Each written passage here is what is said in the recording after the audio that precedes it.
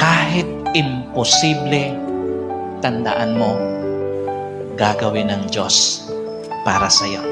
Kahit parang imposible para sa kabuhayan mo, para sa relasyon mo, para sa pangarap mo, para sa kalusugan mo, gagawin ng Diyos. Kahit parang mahirap sa tingin mo, gagawin ng Diyos para sa iyo, para sa pamilya mo. This morning, maniwala ka. Walang hindi kayang gawin ang Diyos para sa iyo.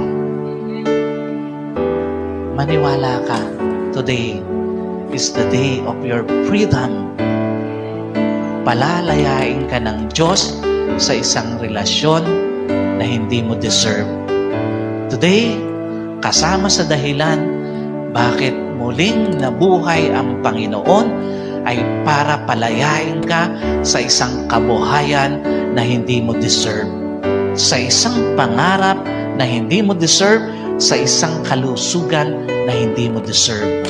Maniwala ka, today is your